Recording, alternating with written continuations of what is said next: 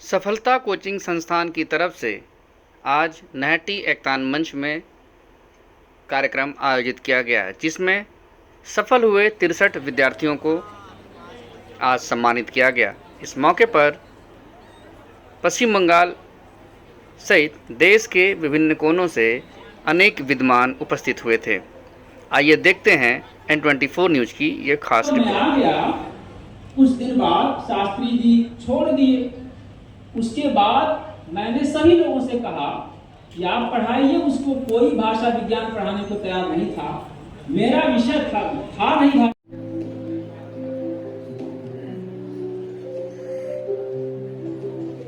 वंदे मातरम की जन्मभूमि नहटी गौरीपुर के लिए डॉक्टर सूर्यदेव शास्त्री माज एक नाम नहीं आलोक पूंजी। विगत 3 दशकों से उन्हीं के आलोक से हिंदी के प्रेम और हिंदी के लिए समर्पित हम सभी परोक्ष अपरोक्ष आज आलोकित हो रहे हैं। सफलता डॉक्टर सूर्यदेव शास्त्री को याद कर आज बहुत गौरवान्वित है।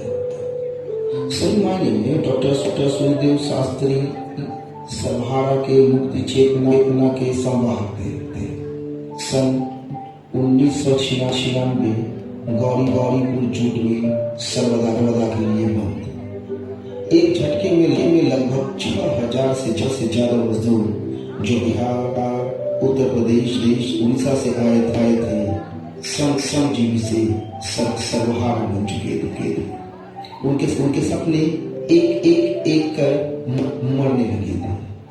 बच्चों का भविष्य अंधेरे में था।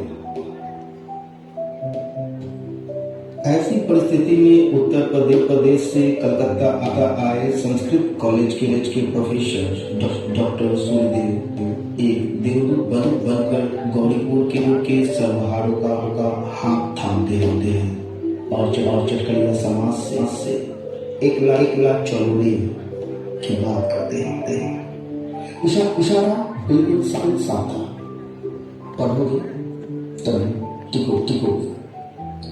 पथ प्रदर्शक डॉक्टर सूर्यदेव ने हिंदी की धरोहर को धरने और थामने का निर्णय दिया, जिसका असर आज साफ दिख रहा है।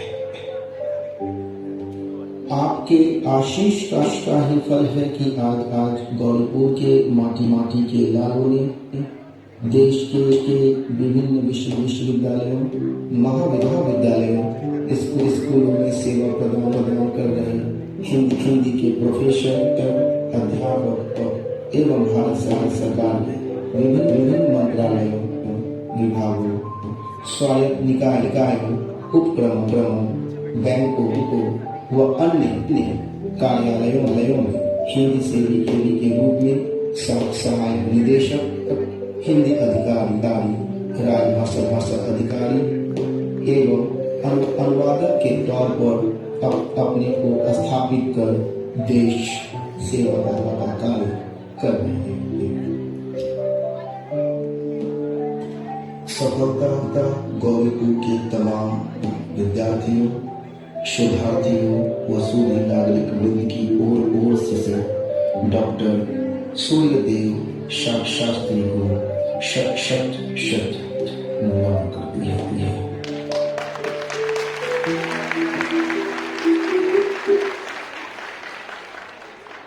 आसपास सभी हमारे विद्यार्थी हैं।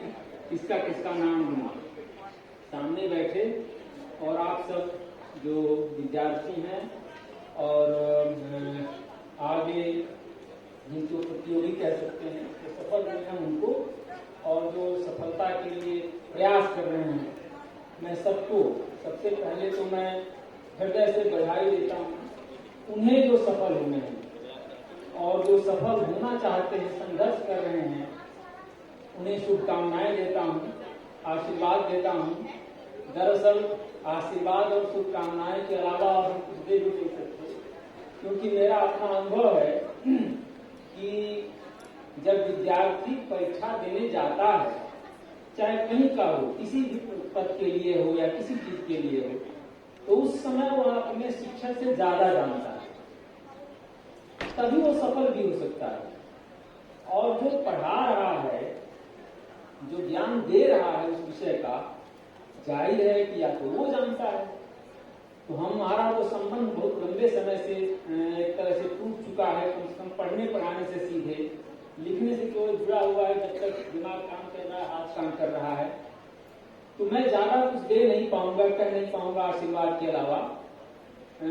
यहाँ आने में भी मैं संकोच कर रहा था, थोड़ी थकान और थोड़ी सी तबीयत अच्छी नहीं, क्योंकि खांसी आ रही है।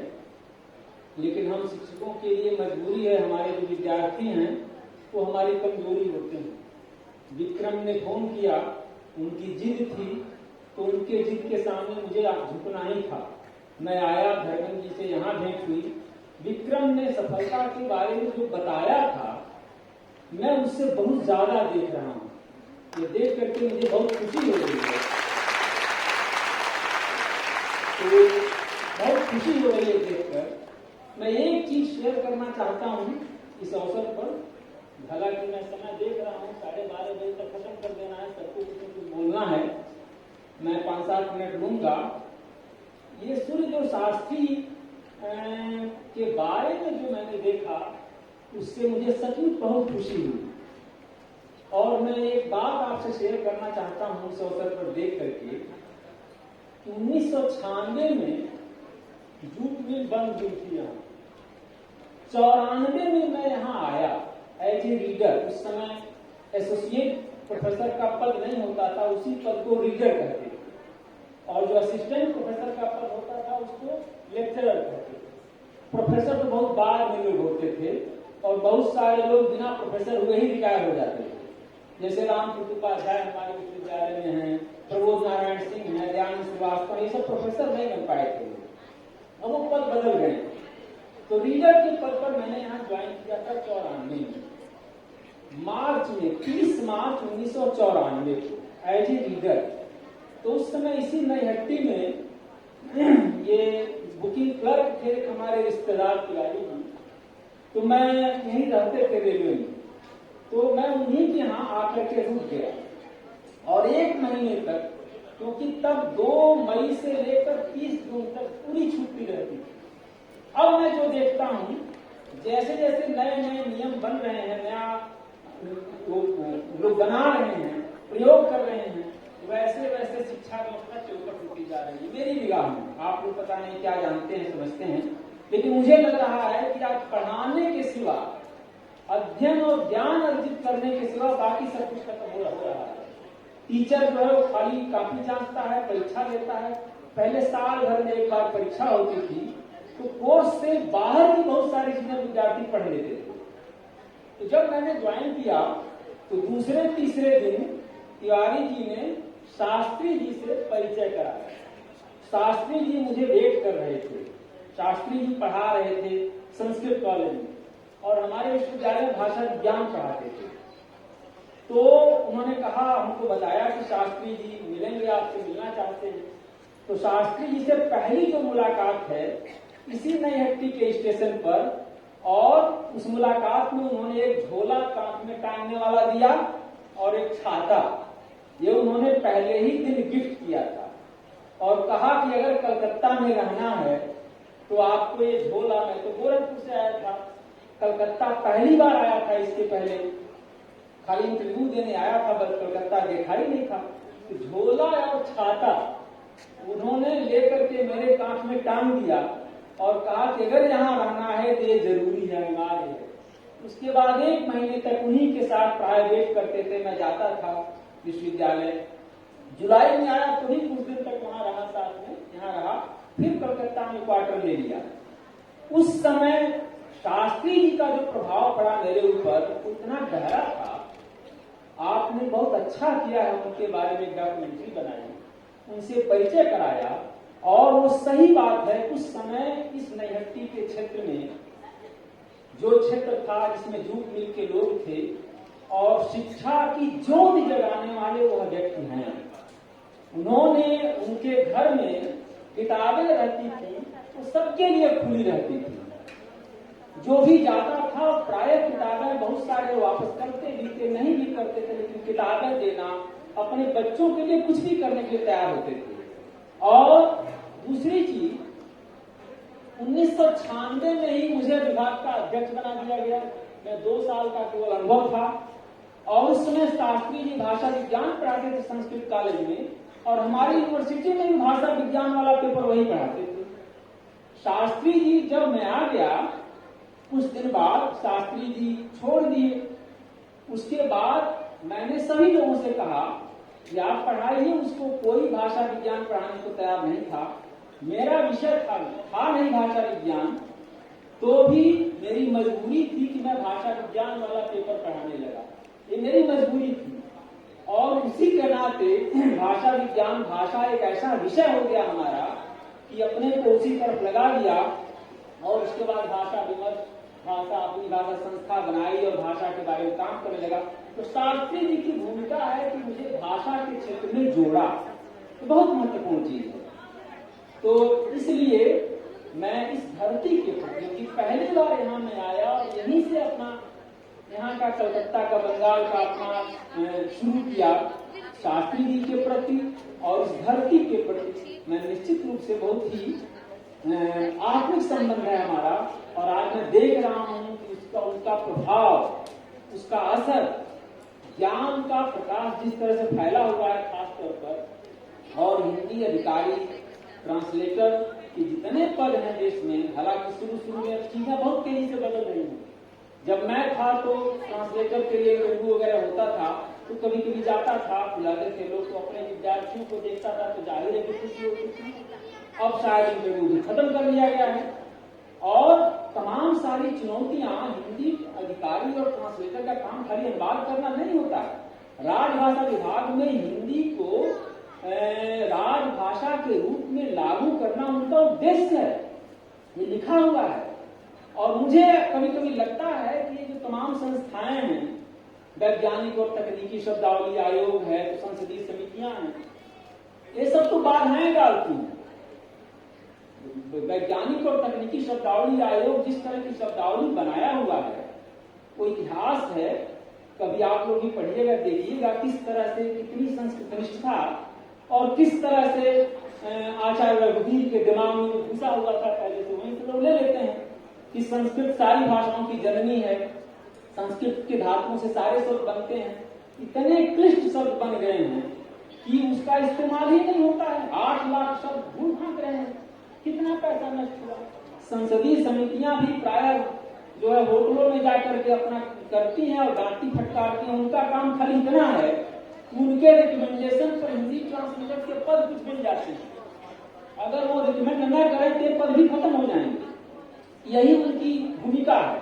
बाकी हिंदी जो बढ़ रही है, अपने बलबूते पर बढ़ रही है, उसे बढ़ने का मौका देना चाहिए। ये हम सबको हिंदी के लिए जो ट्रांसलेशन का काम करते हैं, अधिकारी हैं, उनका काम बड़ा काम है।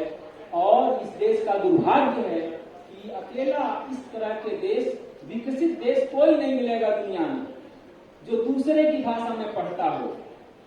हर विकसित देश, अमेरिका अंग्रेजी में पढ़ता है, इंग्लैंड में अंग्रेजी में पढ़ता है, रूस रूसी में पढ़ता है, चीनी में पढ़ता है, जापान जापानी में पढ़ता है, फ्रांस फ्रेंच में पढ़ता है। भारत जैसा देश अंग्रेजी में पढ़ता है, विदेशी की भाषा में। इससे जो गरीब बच्चे हैं, गांव में फैले हुए प्रतिभाएं हैं, उनको मौका नहीं मिलता क्योंकि भाषा का बोझ हमारे ऊपर है। ये बड़ा दायित्व है हिंदी अधिकारी और हिंदी अनुवादकों के सामने, इसको भी ध्यान में रखा जाना चाहिए। मैं अपनी बात खत्म करता हूँ, एक बार फिर से बधाई देता हूँ उन सब लोगों को जो सफल हो रहे हैं। और मुझे जो पता चल रहा है कि देश में जो हिंदी अनुवादक और हिंदी अधिकारी के पद होते हैं, उसमें सबसे बड़ी संख्या में इसी क्षेत्र के लोग सफल हो रहे हैं। यह सामान्य उपलब्धि नहीं है। इसके लिए मैं धर्मेंद्र जी को, उनकी संस्था को, सफलता को हृदय से बधाई देता हूँ। बहुत बहुत बधाई। बहुत बहुत धन्यवाद सर। सर ने जैसा बताया कि नेहाटी एक ऐसा। धन्यवाद अपराजिता। भाई थोड़ा सा पीछे। आदरणीय मंच, आदरणीय गुरुवर अमरनाथ जी, नवीन प्रजापति जी, श्रुति जी, इंदु जी, विभा दी, सत्यप्रकाश भैया और रमेश और सभागार में आप सभी उपस्थित हैं। मैं वंदे मातरम की ध्वनि से आप सभी का नमन करता हूं। दरअसल मैं दो बातें पहले कह देना चाहता हूं। पहली बात यह है कि जो नैहाटी है ये काफी उर्वर है और उस उर्वरता की जो परंपरा है उसको आगे बढ़ाने का दायित्व तो धर्मेंद्र भाई कर रहे हैं सफलता के माध्यम से। और जैसा कि डॉक्यूमेंट्री दिखाई गई, मुझे खुशी है कि मैंने सूर्यदेव शास्त्री जी का मैं विद्यार्थी रहा और गुरुवर अमरनाथ जी ने भी मुझे पढ़ाया है। जब वो मित्रीपाड़ा में रहते थे और उसके पहले हुगली मोहसिन कॉलेज में सूर्यनाथ पांडे नामक जो हिंदी अध्यापक पढ़ा रहे थे, तो वही हमारे सूर्यदेव शास्त्री हैं। सूर्यदेव शास्त्री जी ने जिस तरह से सिर्फ अपने अध्यापन कर्म को का निर्वाह नहीं किया था, सूर्यदेव शास्त्री के भीतर एक सपना था भविष्य निर्माण का। उन्होंने अपने इस अंचल की बदहाली को, गरीबी को और प्रांतीय भेद को देखा था, बहुत नजदीक से देखा था। इसलिए वो सिर्फ अध्यापन करके वापस नालंदा नहीं लौटते हैं, बाढ़ नहीं लौटते हैं, वे इस बंग भूमि को अपनी कर्मभूमि बनाते हैं। और खास करके उस क्षेत्र को चुना उन्होंने जिस क्षेत्र में वे रहते थे और उन्होंने यहाँ के लोगों को बहुत नजदीक से देखा। तो मुझे लगता है कि इस क्षेत्र में जो पहली पीढ़ी है, कुछ लोग यहाँ बैठे हैं, कुछ लोग यहाँ बैठे हैं, उनके भीतर हिंदी साहित्य और भाषा में रुचि पैदा करने के साथ साथ आत्मनिर्भर बनने का और अपने भविष्य में सपनों को पूरा करने का उन्होंने एक दृष्टि उन्होंने दी। आज हम उनके सपनों को साकार कर रहे हैं। यहाँ जितने लोग बैठे हैं, मुझे लगता है कमोवेश सभी लोग किसी न किसी रूप में प्रत्यक्ष अप्रत्यक्ष रूप से इस मुहिम में शामिल है। मैं धर्मेंद्र जी के प्रति आभार प्रकट करता हूं। मैंने देखा है धर्मेंद्र जी को, वो सामान्यतः बहुत ही विनम्र है, सहज है, इतनी विनम्रता के साथ मिलते हैं और मुझे लगता है कि विनम्रता विद्वता को एक ऊंचाई प्रदान करती है। धर्मेंद्र जी का यह स्वभाव हम सबको आकर्षित करता है, खास करके विद्यार्थियों को। तो विद्वता से ज्यादा जरूरी है सहृदयता, विनम्रता और सकारात्मक सोच रखना, जो कि धर्मेंद्र जी का गुण है। तो मैं उसके लिए धर्मेंद्र जी के प्रति आभार प्रकट करता हूं। मैं मानता हूं कि सफलता का ये जो मंच है, इसके तीन तरह के साथी हैं। एक तो वो है जो सफल हो गए हैं, कुछ लोग राह में हैं और कुछ लोग कोशिश कर रहे हैं। मैं मानता हूं कि जो सफल हो गए हैं उनको अशेष बधाई, धन्यवाद, और जो इस राह में हैं उनको समझना होगा कि सफलता के इस शिखर तक पहुंचने और उनके बीच की दूरी क्या है, वो कौन से सोपान है जिन पर वो कदम रखकर वहां तक पहुंच सकते हैं। तो मुझे लगता है कि तीन चीजों का बिल्कुल ध्यान रखें, निरंतरता, प्रतिबद्धता और संबद्धता। अगर ये आप अपने जीवन का मूल मंत्र बनाते हैं तो सफलता रूपी सोपान पर आप आगे बढ़ेंगे।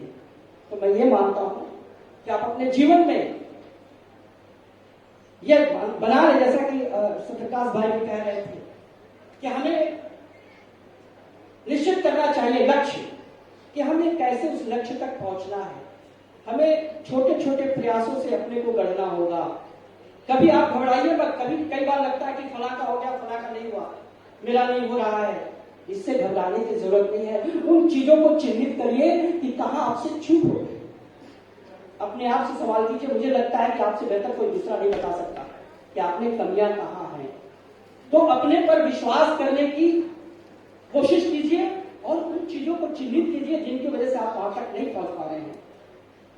मुझे लगता है आज नहीं, कल नहीं, 1 साल बाद, 2 साल बाद आप वहां तक पहुंचेंगे, लेकिन आपकी भावना वहां पहुंचने तक की होनी चाहिए।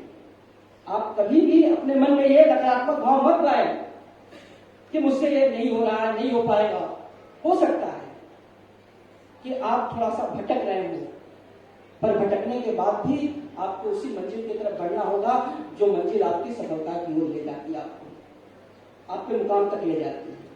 दूसरी बात मैं ये कहना चाहता हूं कि यहां जितने विद्यार्थी हैं उनके सपनों को पूरा करने के लिए मैं उनके प्रति आभार प्रकट करना चाहता हूं। अभिभावक हैं, बच्चों के शुभचिंतक हैं, उनके मित्र हैं, जिन्होंने अपने अपने स्तर पर जो लोग उनको प्रोत्साहित कर रहे हैं, उनके साथ चल रहे हैं, उनको लेकर वो भी सपना देख रहे हैं, तो मैं उनके प्रति भी आभार प्रकट करता हूं कि परिवार से, मित्रों से, हमारे आसपास का जो समाज है उससे भी हम विद्यार्थियों को जो मेहनत कर रहे हैं उनको सहयोग मिलना चाहिए, प्रोत्साहन मिलना चाहिए। कभी अगर वो निराश होते हैं तो उनके साथ खड़ा होना चाहिए। हम जब उनके साथ खड़े होंगे उनका हौसला भी बढ़ेगा और मंजिल भी आसान होगी। क्योंकि हम जिस समय में संघर्ष कर रहे हैं हमारे सामने बहुत चुनौतियां हैं, पढ़ने की बहुत बड़ी चुनौती है।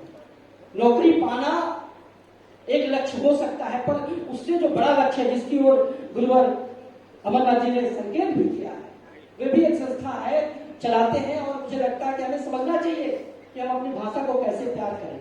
नौकरी पाने के बाद हम प्रतिष्ठित तो हो सकते हैं, लेकिन हमारी स्वीकार्यता समाज में तब बढ़ेगी जब उस भाषा को हम संविधान के 8वीं अनुसूची के प्रावधानों से निकालकर अपने जीवन का, अपने चिंतन का, अपने कर्म का हिस्सा बनाएंगे। सिर्फ मोटी तनख्वाह और एक लग्जरियस लाइफ हमारी नौकरी का मानदंड नहीं होना चाहिए, हमें साधक बनना चाहिए। अगर आज हम सुखदेव शास्त्री जी की डॉक्यूमेंट्री देख रहे थे तो हमें उनसे जो चीज लेनी चाहिए वो यह है, उन्होंने जिस सहजता के साथ, जिस प्रतिबद्धता के साथ अपनी भाषा को प्यार किया, अपने समाज के लोगों को प्यार किया, उन्हें विस्मृत नहीं किया, बार बार अपनी जड़ों की तरफ लौटते हैं। मैं धर्मेंद्र जी को बधाई देना चाहता हूं कि ऐसे आयोजन में उन्होंने उस जड़ को याद किया, नमन किया, जिससे हमने बहुत कुछ ग्रहण करके खुद को हरा भरा बनाया है। तो मैं मानता हूं कि आपका लक्ष्य सिर्फ नौकरी पाना नहीं होना चाहिए। नौकरी के बाद उस भाषा के, उस साहित्य की मर्यादा को समझते हुए उसमें रचना होगा, उसमें लिखना होगा, उसमें कहना होगा, बोलना होगा और एक ऐसे समाज के निर्माण का स्वप्न लेना होगा जहां सबके साथ हम खड़ा हो सके। इसलिए मैं मानता हूं कि पढ़ना लड़ना है और वह पढ़ाई सिर्फ एकेडमिक नहीं है, हमारे जीवन को संवारने का एक अवसर भी है। हमें इस अवसर को हाथ से नहीं जाने देना चाहिए। मैं पास की कविता के साथ अपनी बात खत्म करूंगा। हम लड़ेंगे साथी इस उदास मौसम के खिलाफ जब तक लड़ने की जरूरत बाकी है, और हम इसलिए भी लड़ेंगे कि बिना लड़े कुछ हासिल नहीं होता। बहुत बहुत धन्यवाद। बिल्कुल सर, बिना लड़े कुछ भी हासिल नहीं होता। हमें अपने जीवन में अगर कुछ पाना है तो उसके लिए लड़ना ही होगा। भले कि उन्होंने राजभाषा विभाग से मुझे और रितु मैडम को इस कार्यक्रम के लिए आमंत्रित किया। मैं उन सभी यहाँ उपस्थित सहयोगियों को जिन्होंने धर्मेंद्र जी का सहयोग किया है उनको भी बहुत धन्यवाद दूंगी कि उन्होंने बहुत ही अच्छे ढंग से इस कार्यक्रम को संचालित किया है और संचालित कर रहे हैं। साथ ही जिस कार्य हेतु हमें यहाँ आमंत्रित किया गया, हमारे सभी नए जो अनुवाद अधिकारी, अनुवादक, राजभाषा अधिकारी बने हैं, उन सभी को मैं शुभकामनाएं देना चाहूंगी, उनको बधाई देना चाहूंगी कि उन्होंने सफलता संस्थान के द्वारा अपने जीवन का जो सपना है उसे पूरा किया है। और इस सफलता संस्थान से जो उन्हें अपने जीवन का एक लक्ष्य प्राप्त हुआ है, तो वह लक्ष्य न केवल प्राप्त करने के लिए है बल्कि वह आगे आने वाले संघर्षों की पहली सीढ़ी है। क्योंकि हम सभी जानते हैं कि राजभाषा हिंदी केवल मात्र एक भाषा नहीं है और कार्यालयीन कार्य व्यवस्था में इसकी एक बहुत बड़ी भूमिका तो है ही। साथ ही साथ हम सभी जो राजभाषा के कार्य से जुड़े हुए हैं वे सभी जानते हैं कि यह कार्य इतना आसान भी नहीं होता और हम सब किसी आसान कार्य करने के लिए यहाँ नहीं आए हैं। ये कठिन कार्य है क्योंकि हिंदी हमारी राष्ट्रभाषा तो नहीं है, परंतु राजभाषा के तौर पर इसकी जो उपस्थिति है हमारे कार्यालयीन पद्धति में, हमारी कार्यप्रणाली में, वह हमारे लिए बहुत गर्व का विषय है। इसलिए गर्व का विषय है कि भारत जैसे बहुभाषी देश में भी हिंदी भाषा एक ऐसी भाषा है जो हमें संपूर्ण भारत में एक दूसरे से जोड़ देती है। दूसरी बात कि हम सभी भाग्यशाली हैं कि अपनी मातृभाषा में, या जिनकी मातृभाषा नहीं भी है वे भी हिंदी को अपनाते हैं, विभिन्न भाषा भाषी होते हुए भी हिंदी भाषा में अध्ययन करते हैं और अध्ययन अध्यापन के उपरांत एक पद पर स्थापित होकर इस भाषा की सेवा करते हैं। ये भाषा मात्र, हम एक भाषा की सेवा नहीं कर रहे, हम राष्ट्र की सेवा कर रहे हैं। हमेशा हमें अपने मन में ये भावना रखनी होगी कि हमें एक ऐसा कार्य मिला है, हमें ऐसा कार्य सौंपा गया है जो हम, जिसमें शिक्षा हमने ग्रहण की है वो तो है ही, साथ ही आगे आने वाले जीवन में भी हम इसी भाषा में कार्य करेंगे और कार्य करते हुए अपने कार्यालय को तो आगे बढ़ाएंगे ही हिंदी में काम करने के लिए, साथ ही साथ विभिन्न सहयोगियों और जो हमारे अन्य भाषा भाषी हैं उनके साथ भी अच्छा संपर्क रखेंगे, क्योंकि हिंदी हमें सिखाती है कि हमें अन्य भाषाओं के साथ खुद को कैसे जोड़ना है और ये हमारी बहुत बड़ी उपलब्धि है। तो आप लोगों ने जो आज स्थान प्राप्त किया है वह कोई सामान्य स्थान नहीं है।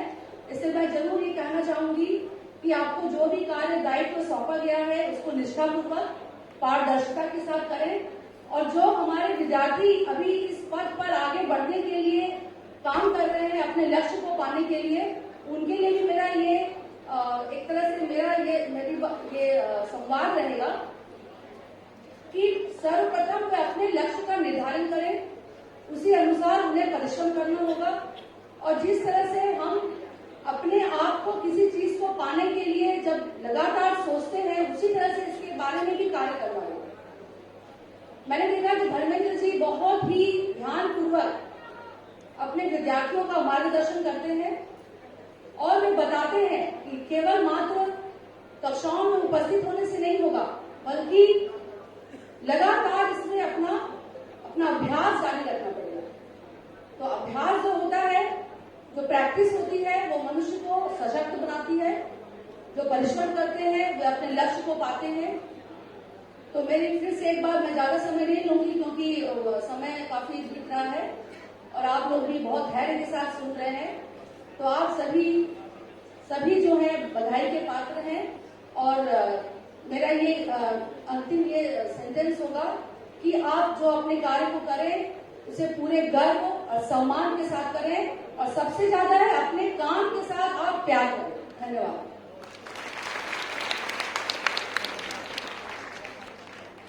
बहुत बहुत धन्यवाद मैम।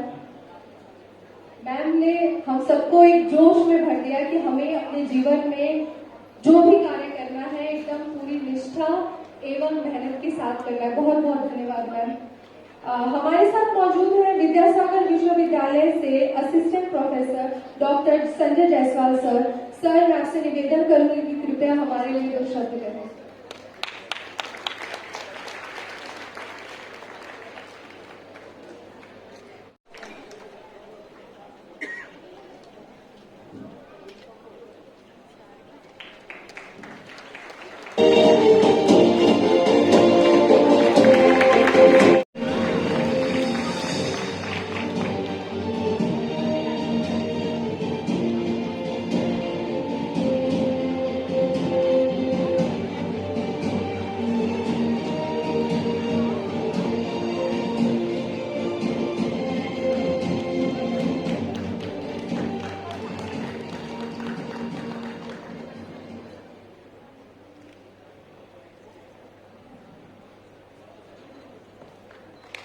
बहुत बहुत बधाई।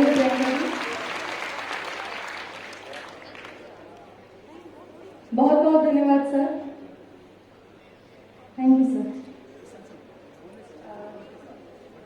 अगली मैं मंच पर आमंत्रित करना चाहूंगी श्री रोहित मेहता जी को, जिनका चयन पंजाब नेशनल बैंक में सहायक प्रबंधक राजभाषा के तौर पर हुआ है और इन्हें सम्मानित करने के लिए मैं श्री नवीन प्रजापति सर से अनुरोध करूंगी कि सर कृपया इन्हें पुष्पगुच्छ एवं मोमेंटो देकर सम्मानित करें।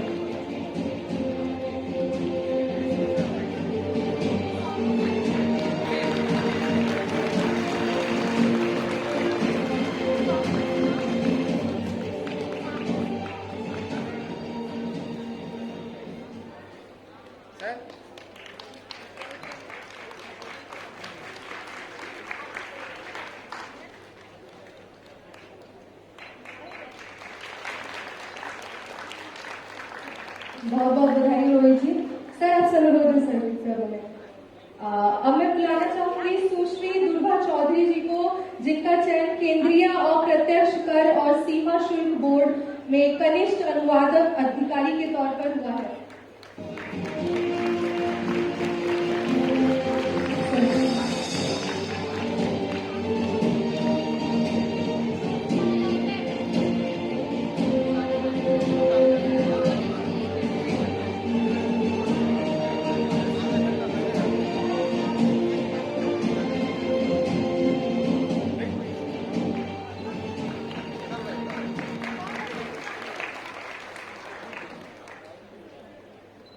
बहुत बहुत बधाई Durga ji. Thank you sir. अब मैं मंच पर आमंत्रित करना चाहूंगी श्री सूरज जयसवारा जी को, जिनका चयन सेंट्रल बैंक ऑफ इंडिया में सहायक प्रबंधक राजभाषा के पद पर हुआ है, और इन्हें सम्मानित करने के लिए मैं डॉक्टर विभा कुमारी मैम से अनुरोध करूंगी कि मैम कृपया इन्हें पुष्प गुच्छ देकर सम्मानित करें।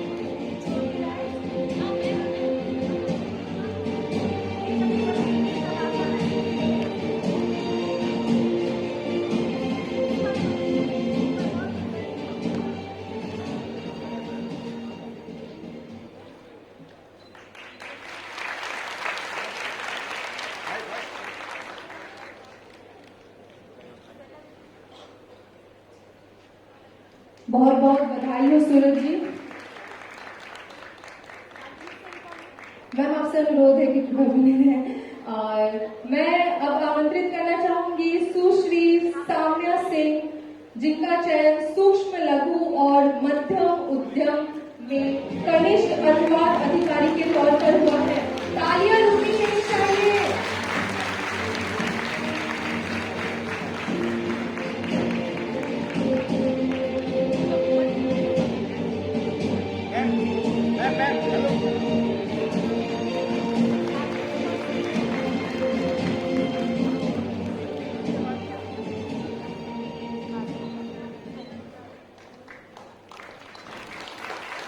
बहुत बहुत बधाई। Thank you ma'am.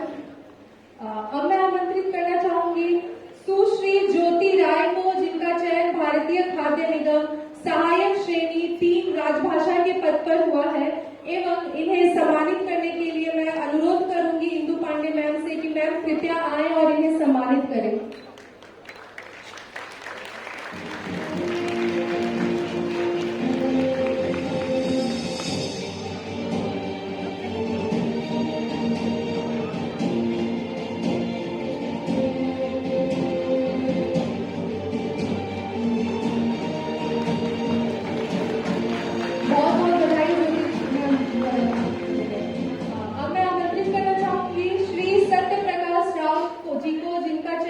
भारतीय प्रौद्योगिकी संस्थान रोपड़ IIT रोपड़ में कनिष्ठ हिंदी अनुवाद अधिकारी के पद पर हुआ है।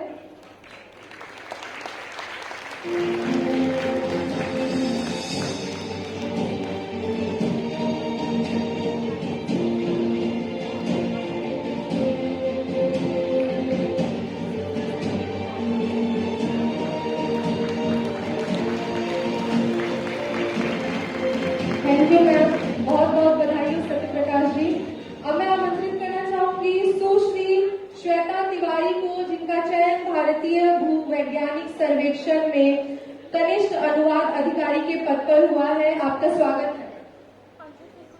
और इन्हें सम्मानित करने के लिए मैं डॉक्टर सत्य प्रकाश तिवारी सर से अनुरोध करूंगी कि सर कृपया इन्हें सम्मानित करें।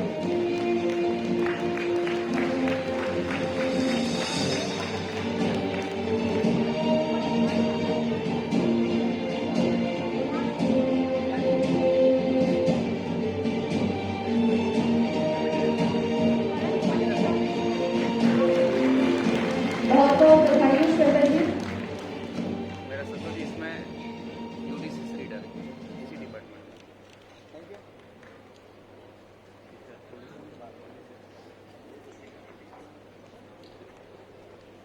सर हमारे साथ रहेंगे।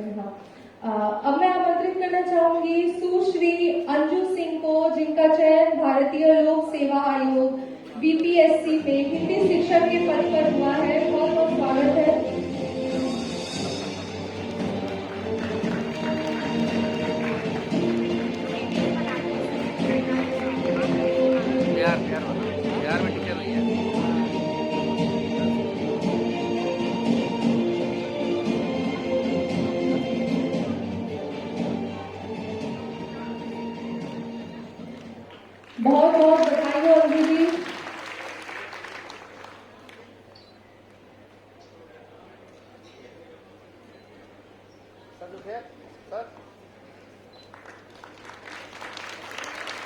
धन्यवाद सर। अब मैं आमंत्रित करना चाहूंगी राजेश चौधरी को, जिनका चयन nuclear power corporation of India limited में कनिष्ठ हिंदी अनुवादक के पद पर हुआ है। बहुत बहुत बधाई हो राजेश जी। और इन्हें सम्मानित करने के लिए मैं अनुरोध करूंगी श्रुति मिश्रा मैम से कि मैम कृपया इन्हें सम्मानित करें।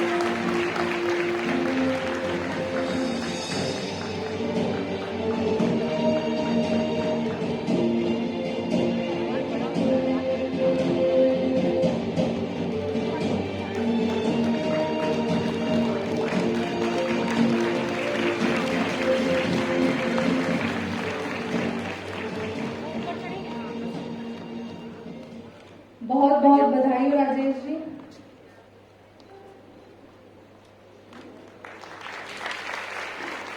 मैम आपसे अनुरोध है कि कृपया हमारे साथ बने रहें। अब मैं आमंत्रित करना चाहूंगी श्री करण सिंह को, जिनका चयन बैंक ऑफ इंडिया में सहायक प्रबंधक राजभाषा के पद पर हुआ है।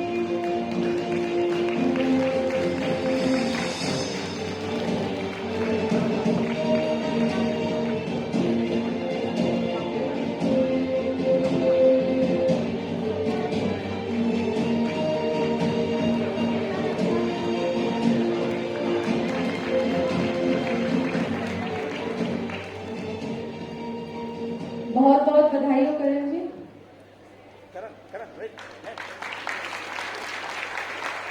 धन्यवाद मैम। अब मैं आमंत्रित करना चाहूंगी सुश्री कौशिकी राय को, जिनका चयन भारतीय खाद्य निगम सहायक श्रेणी 3 राजभाषा के पद पर हुआ है। और इन्हें सम्मानित करने के लिए मैं डॉक्टर संजय जायसवाल सर से अनुरोध करूंगी कि सर कृपया आप उन्हें सम्मानित करें। सुश्री कौशिकी राय।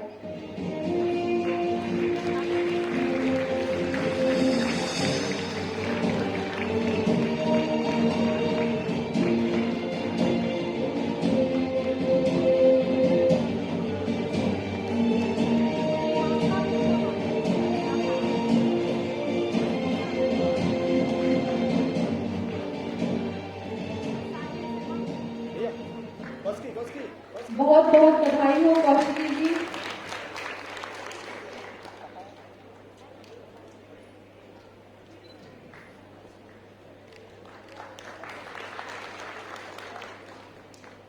सर मैं आपसे अनुरोध करूंगी सर हमारे साथ बने रहे। अब मैं आमंत्रित करना चाहूंगी सुश्री अपराजिता सिंह को, जिनका चयन national hydro electric power corporation limited NHPC Hindi अनुवादक के पद पर हुआ है। अपराजिता जी।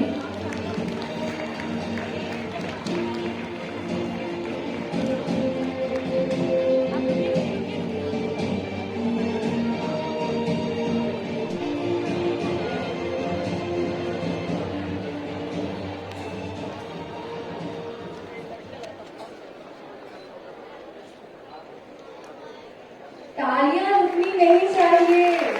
ये हमारे वो व्यक्ति हैं जिन्होंने इतने परिश्रम के साथ एक अपनी नौकरी पक्की की है। तो जिनकी नौकरी अभी तक नहीं हुई है, जो हम और आप हैं, अगली बार हमें इनके साथ में होना है, हमें सम्मान ग्रहण करना है। ये आज गांठ बांध कर ही जाना है आपसे। बहुत बहुत धन्यवाद सर।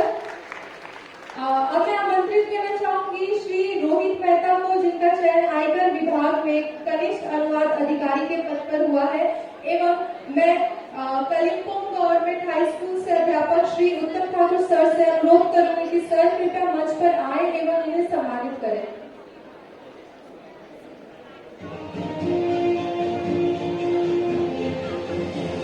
ये वो है जो केवल एक बार में दूसरी बार में से सम्मान ग्रहण करें, यानी कि उन्होंने एक साथ दो नौकरियों पर अपना नाम रखा है। बहुत बहुत बधाई हो।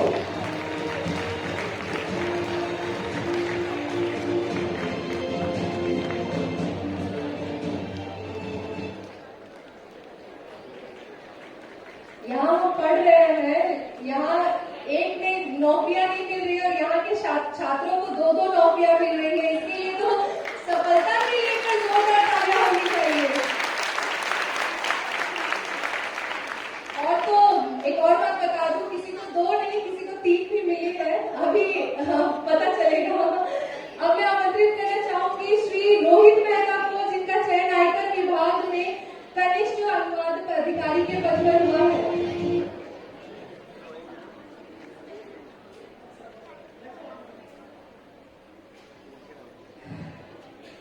कीजिएगा, मैं आमंत्रित करना चाहूंगी श्री सत्य। अच्छा,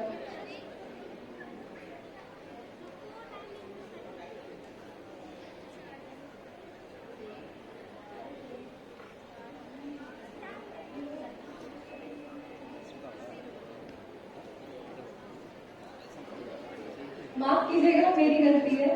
मैं इतनी उत्साहित हो गई कि मैंने नाम ही नहीं लिखा। अब मैं आमंत्रित करना चाहूंगी श्री विवेक कुमार यादव को, जिनका चयन national hydro electric power corporation limited NHPC के में हिंदी अनुवादक के पद पर हुआ है। एवं मैं साथ ही अनुरोध करूंगी Saint Augustine Day School Barrackpore से पूर्व अध्यापिका सुश्री कविता केशरी मैडम से कि मैं कृपया मंच पर आए और इन्हें सम्मानित करें।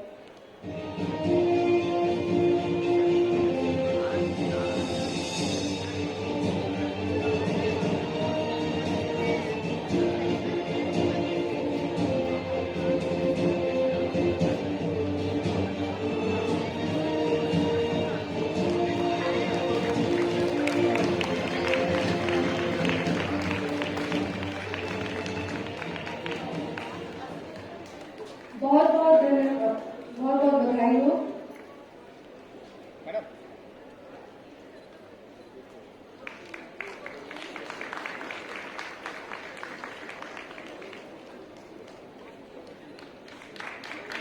बहुत बहुत बधाई उमेश जी, बहुत बहुत शुक्रिया।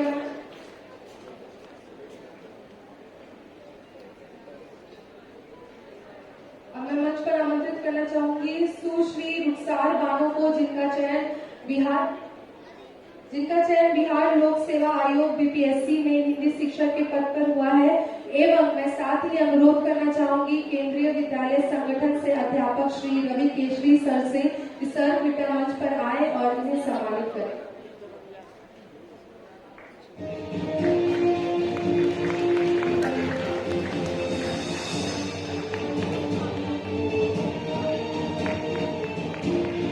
बहुत बहुत बधाई हो रुखसार जी, तालियां रुकनी नहीं चाहिए।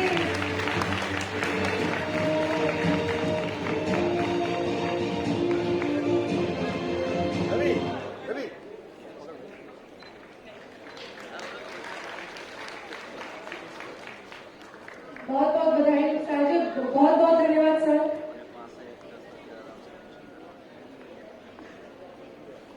अब मैं आमंत्रित करने जा रही हूँ श्री सत्य प्रकाश राउत जी को, जिनका चयन दोबारा भारतीय सर्वेक्षण विभाग में कनिष्ठ अनुवाद अधिकारी के पद पर हुआ है।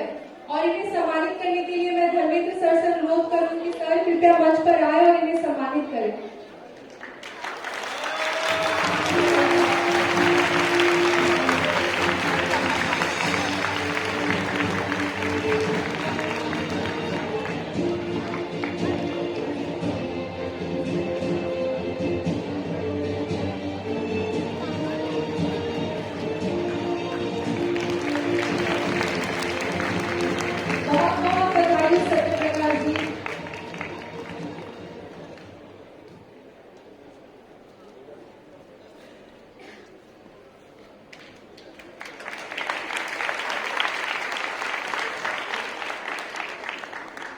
सर आपसे अनुरोध है कि हमारे साथ बने रहें।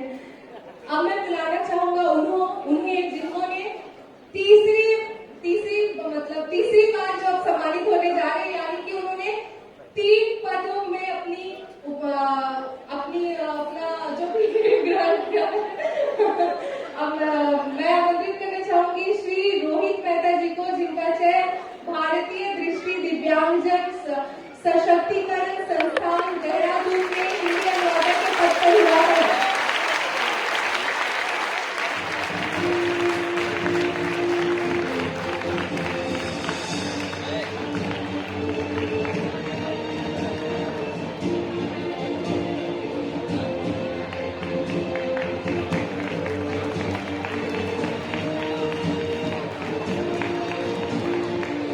बहुत बहुत बधाई हो रोहित जी, और साथ ही हम सबको बताइएगा कि आपने एक साथ 3 नौकरियां कैसे क्रैक की है।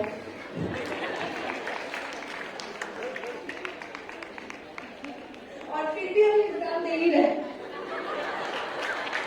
हमारे लिए भी कुछ छोड़ दीजिए रोहित जी। सर रुकिए। अब मैं आमंत्रित करना चाहूंगी आकाश मिश्रा जी को, जिनका चयन केंद्र खान ब्यूरो में कनिष्ठ अनुवादक अधिकारी के पद पर हुआ है। आकाश मिश्रा जी।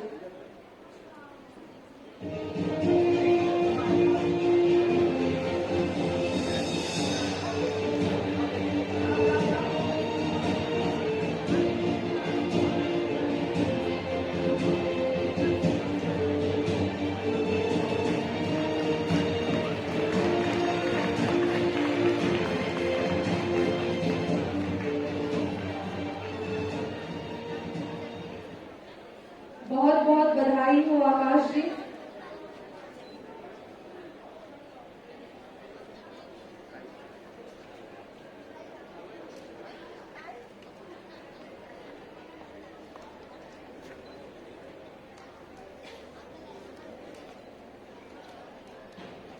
तालियां।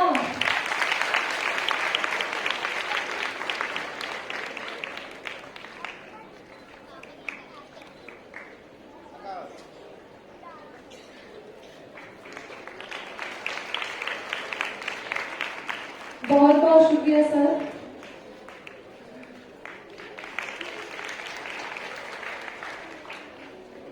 बहुत बहुत धन्यवाद सर। ये थे हमारे 33 सफल विद्यार्थी जिन्होंने इस एक वर्ष में अनेक संस्थानों में अपने लिए एक एक नौकरियां फिक्स कर ली है। अब मैं धन्यवाद ज्ञापन के लिए श्री उत्तम ठाकुर सर को मंच पर आमंत्रित करना